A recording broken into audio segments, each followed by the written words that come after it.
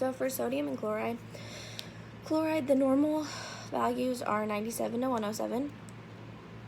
The high levels of chloride is called hyperchloremia, and the symptoms are fluid retention, irregular heart rate, elevated blood pressure, muscle twitches, and the cause is electrolyte imbalance, and you can tell what the cause is through blood work, and usually the cause has to do with the liver or the kidney malfunctioning. And hyperchloremia is the low chloride in the body. Symptoms include dehydration, dyspnea, fatigue, vomiting. The treatment is you treat the underlying cause of the electrolyte imbalance, and the cause is the electrolyte imbalance. For sodium, the normal is 135 to 145. For hypernatremia, that is the high levels of sodium in the body. The symptoms are thirst, weakness, nausea, confusion, and the treatment is IV fluid if you're in the hospital, and the cause is not enough water in the body to balance the level of sodium, so it has to do with electrolyte imbalance. And for hyponatremia, that is the low levels of sodium in the body. The symptoms include vomiting, fatigue, muscle spasms, and headaches. The cause is excess water in the body.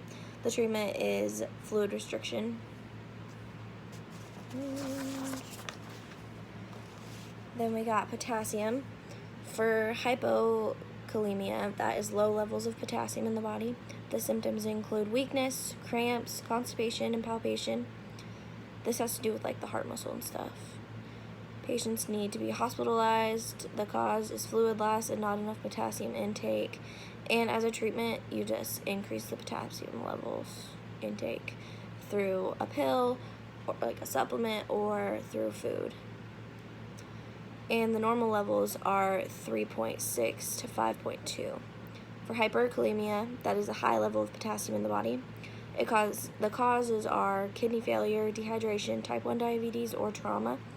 The symptoms include fatigue, vomiting, nausea, chest pain, and palpitations. The treatment is to remove the extra potassium from the body through like urination. And then we got calcium and phosphate. The normal is 8.5 to 10.3. There's hypercalcemia. That is the higher than normal average calcium. And the symptoms include bone pain, weakness, nausea, increased thirst, and urination.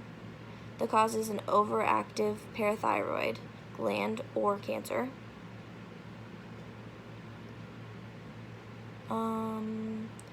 The treatment includes drugs like removal or surgical removal of the overactive gland. And then we got hypocalcemia, which is lower than average calcium. The symptoms are muscle cramps and spasms, slower heartbeat, facial twitch. The cause can be from lack of vitamin D and calcium. The treatment is calcium and vitamin D supplements, and you're supposed to treat the underlying cause. And for phosphate, the hyperphosphatemia,